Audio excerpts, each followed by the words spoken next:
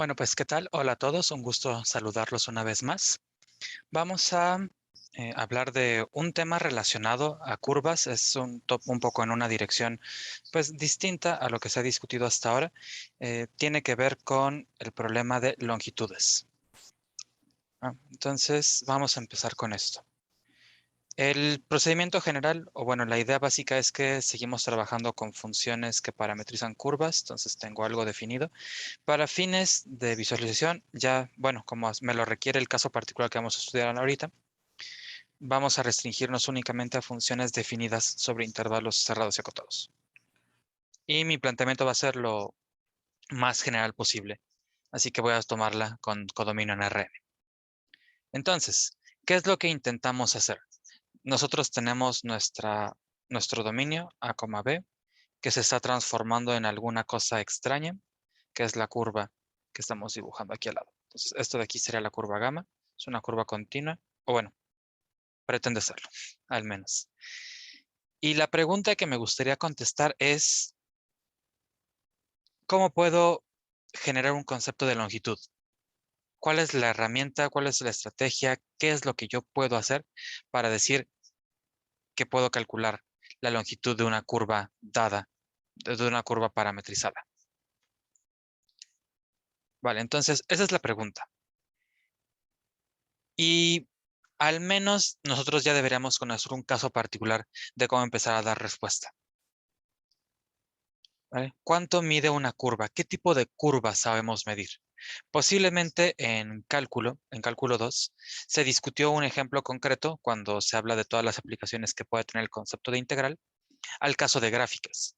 Entonces, si por un momento me regreso a funciones igual definidas en intervalo cerrado y acotado, de los reales en los reales, había una estrategia para medir una gráfica, para medir la longitud de una gráfica. Entonces, si esto es f, y f tenía las propiedades que ahorita nosotros vamos a tener que requerir, la longitud de esta función, de esta gráfica, decir función no sería incorrecto, pero vamos a decirle gráfica, se calcula como una integral y esto resulta ser la integral de 1 más la derivada de f' al cuadrado. ¿Sí? Es una estrategia interesante, requiere un poco de conocimiento de sumas de Riemann para plantear, bueno, para decir por qué esto en verdad nos devuelve el valor de longitud. Y es una fórmula que tiene sus complicaciones en usar, por supuesto, como cualquier otra cosa. ¿Por qué? Porque dependo de mi habilidad para calcular estas integrales de cosas que están dentro de una raíz. No tengo nada que me compense cambios de variable en principio fuera de ella, así que no es algo particularmente fácil de usar. Pero a fin de cuentas es una fórmula. Si estuviera muy desesperado, siempre podemos meterle algún programa de computación y nos puede aproximar, al menos con buena exactitud, la longitud de dicha gráfica. Y finalmente todos los puntos de la gráfica se ven de la forma x, f de x. Entonces, esto también yo lo puedo imaginar como una función gamma de x. Es decir, tengo una parametrización para la gráfica de la función. Son conceptos distintos, ¿no? La función es de R en R, pero la parametrización para dibujar esta curva en R2 debe ser una función de R en R2. Bueno, conocemos entonces la respuesta para esta clase particular de curvas, pero como ya sabemos nosotros, muchas de las curvas más generales que estudiamos no se pueden ver simplemente como curvas en el espacio, en Rn en general. Ellos no se pueden ver como gráficas que diga. Entonces, quizás si recordamos un momento cómo habíamos nosotros definido o cómo empezamos a construir las longitudes aquí para que llegáramos a aproximarnos a esta fórmula, pues podríamos intentar aplicar el mismo razonamiento, ver en qué puntos específicos truena el caso particular y esperar que podamos generalizarlo. Así que, dado que vemos integrales nuevamente en nuestra historia, sería bueno recordar cuáles eran las herramientas básicas de integrabilidad, es decir, la definición. ¿No? Nosotros construíamos una integral a partir de sumas superiores, sumas inferiores, dichas con particiones. Teníamos también sumas de Riemann, el supremo de las sumas inferiores, etc. Entonces son recuerdos que no nos harán daño tener en mente. Vamos a requerir solamente un par de esas cosas, pero empiezo entonces con algunos recordatorios. Entonces, recordatorios.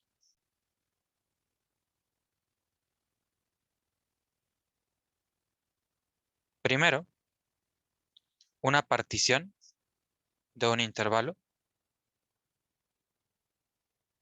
es un conjunto finito ordenado. P es partición de el intervalo A, B. Si P es un conjunto que contiene los extremos y que es finito y ordenado de menor a mayor, ¿no? Es decir, que está indizado de tal suerte que los t menos 1 siempre son menores que los t, menores estrictos, ¿no? El A se identifica con el T0 y el B se identifica con el T. Ahorita le voy a poner de una vez M porque no quiero repetir letras. Entonces, eso era una partición, era un conjunto finito que contenía los extremos y estaba indizado de tal suerte que se preservara un orden. Vale, entonces esas son las particiones. También nos conviene recordar una suma de Riemann.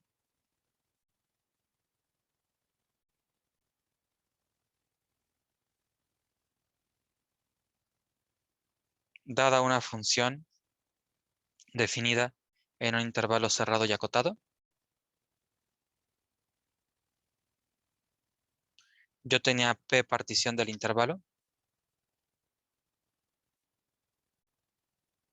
de A, B y un conjunto de valores xi y, es decir, xi1, xi2 y así hasta un xi_m en el intervalo, tales que todos los puntos xi y estuvieran entre los t's. ¿Sí? A esto yo le llamaba un conjunto de puntos intermedios. Entonces, la suma de Riemann se definía para esta función, para esta partición y para ese conjunto de puntos intermedios como la suma desde i igual a 1 hasta m de las imágenes en los xis multiplicadas por las longitudes de los intervalitos de la que definía la partición. Entonces, ¿qué es lo que nos decía esto? Que yo me iba a tomar cualquier conjunto de puntos intermedios, un punto dentro de cada intervalo, e iba a calcular las áreas definidas por esas alturas. Entonces, quizás aquí me estoy tomando esta área, que en principio no corresponde con una suma superior ni con una suma inferior. Luego me puedo tomar esta área. Y luego me puedo tomar esta área. ¿Sí? Entonces, precisamente es lo que está pasando. Me estoy tomando un cierto conjunto de puntos intermedios, uno por cada subintervalo de mi partición, y con eso calculo un valor de área. Entonces sumo todo y me dan rectángulos que en principio se aproximan. De hecho, hay un teorema fuerte de cálculo 2 que nos dice que en efecto estos objetos, sumas de Riemann, bajo ciertas condiciones de norma de la partición, van a acercarse lo suficiente a la integral toda vez que la función sea integrable. Ok, entonces tenemos particiones. Luego puedo recordar aquí el conjunto de puntos intermedios. Este objeto es lo que yo estoy llamando xi. Esto es una xi mayúscula, por si nada más no la recordamos. Y por último, una definición que es relevante en integrabilidad, que es justamente la definición que relaciona continuidad con integrabilidad, es la definición de continuidad uniforme.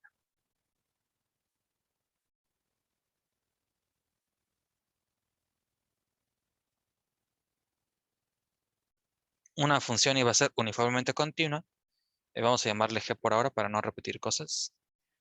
Una función definida en un dominio en general es uniformemente continua si se cumple que para toda epsilon mayor a 0 existe una delta mayor a 0, tal que para cualesquiera elementos del dominio x1 y x2, se va a tener lo siguiente.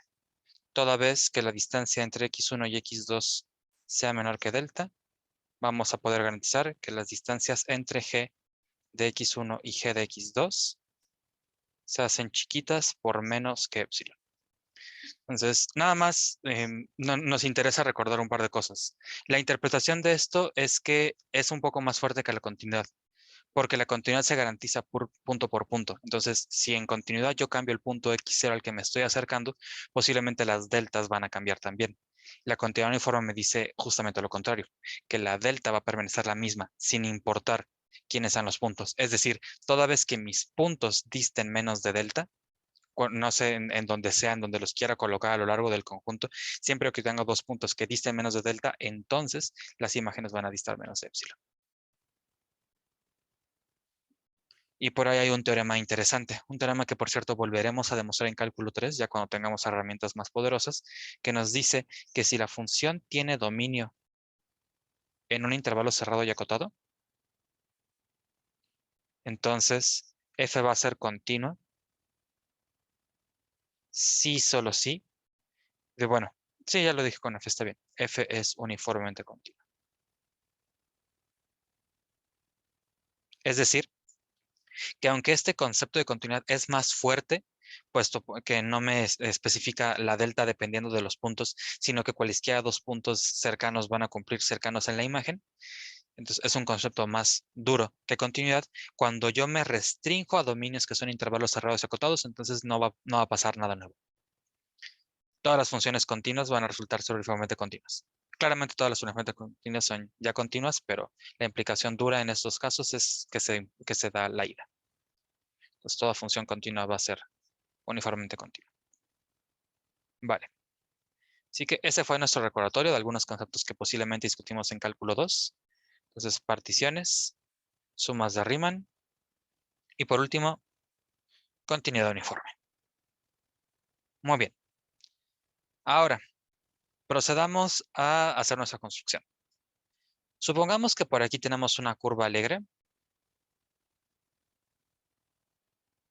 Esta es mi curva gamma, que está parametrizada por una función gamita definida en intervalo a, b, de los reales en Rn, y pues ya está dibujada.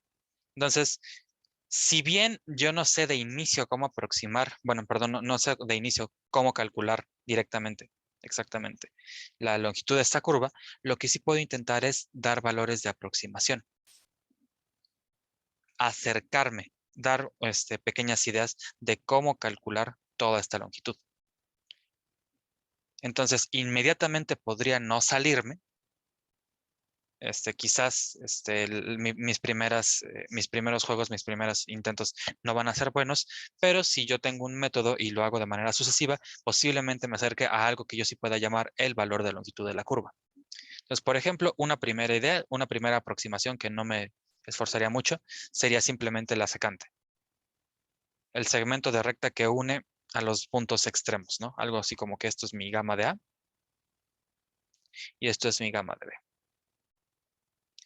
Y ya esto es una recta, y a una recta sí le puedo sacar longitud, ¿no? Porque esto es simplemente pues la distancia entre gamma de A y gamma de B. Entonces basta con restar, sacarle norma a eso y ya.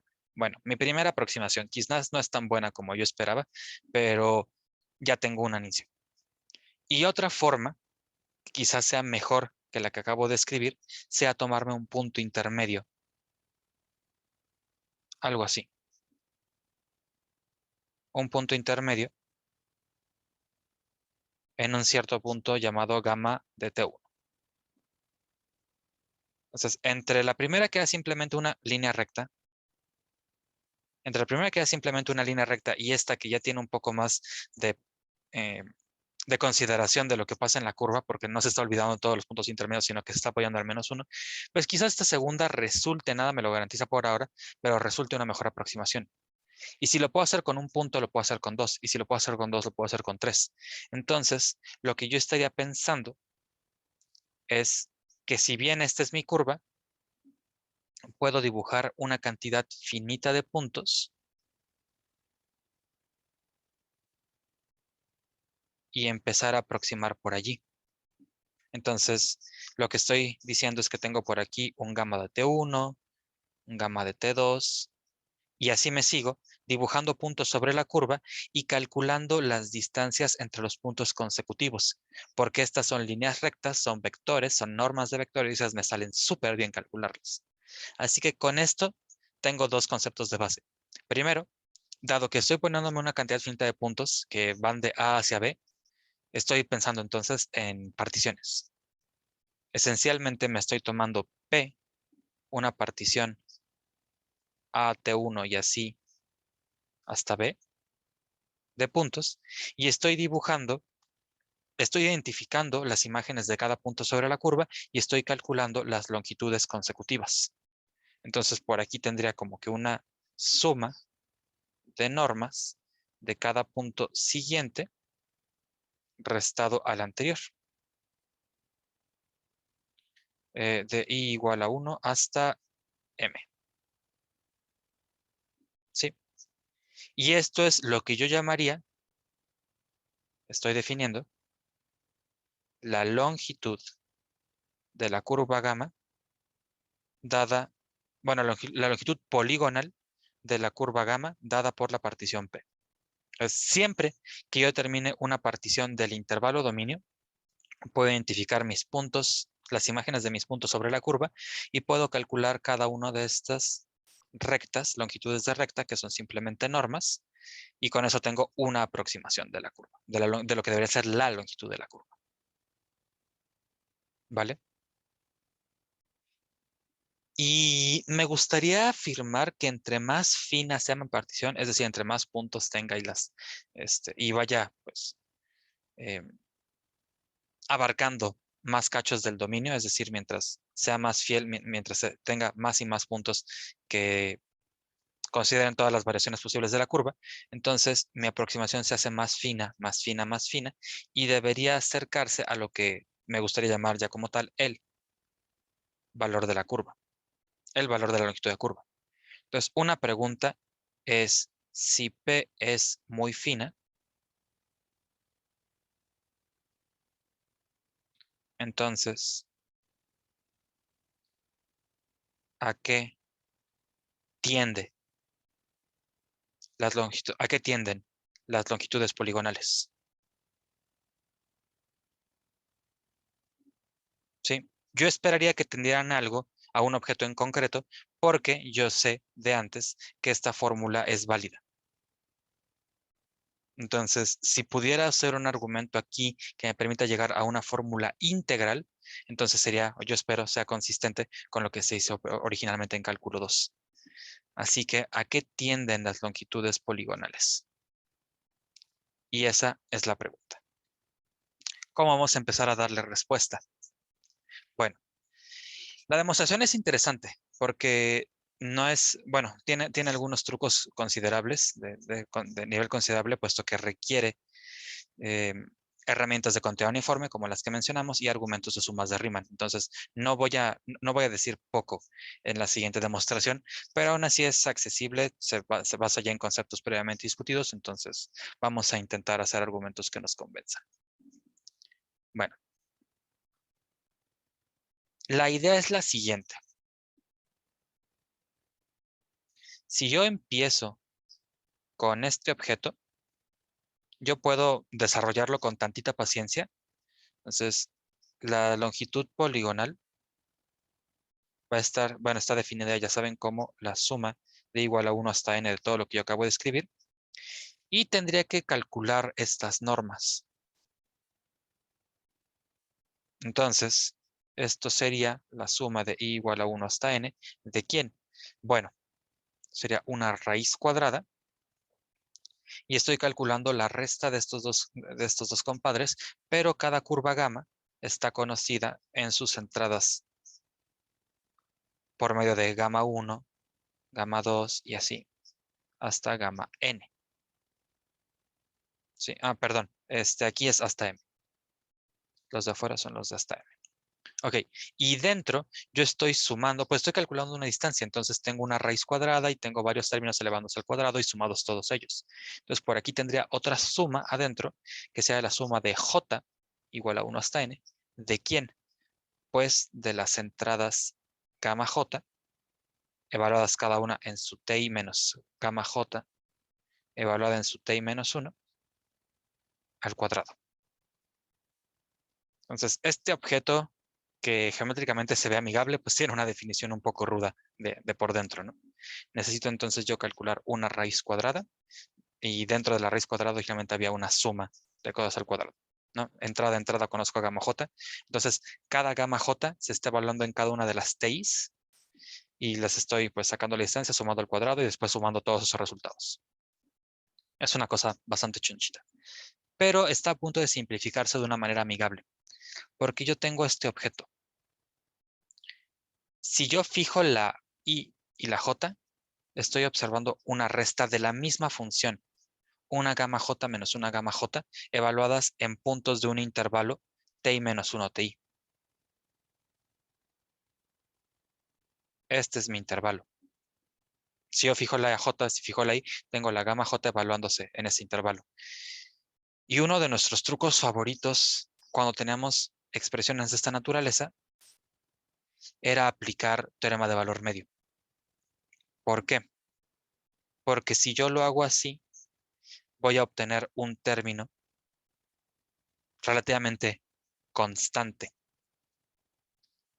Constante en tanto que va a poder salir de la primera suma. Porque si yo aplico entonces teorema de valor medio,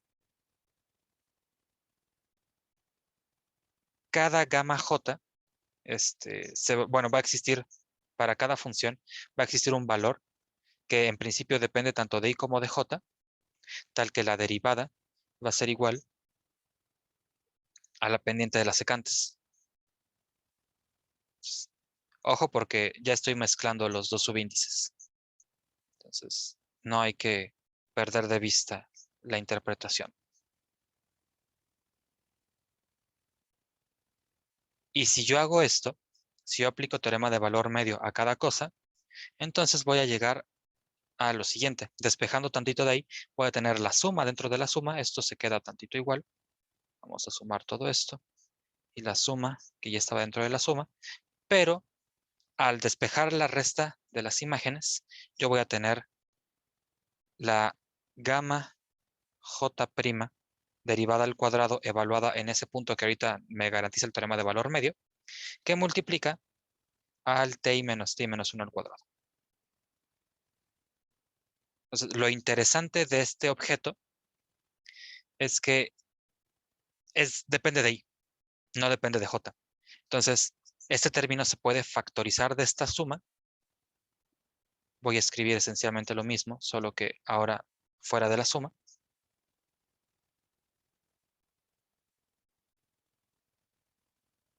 Y me queda la suma. Y esto es bonito porque lo que está dentro de la suma solamente son las derivadas al cuadrado de las coordenadas evaluadas en los puntos que yo garanticé antes. Puedo separar la raíz. De hecho, de una vez puedo pensar que este compadre sale como constante. Que, bueno, más bien sale como valor absoluto, ¿no? Porque separo la raíz y raíz con esto se cancela, me queda un valor absoluto. M. Y esto nos va a quedar valor absoluto de ti menos 1, que multiplica a la suma desde j igual a 1 hasta n de simplemente las gamas j primas al cuadrado evaluadas en sus xi y j.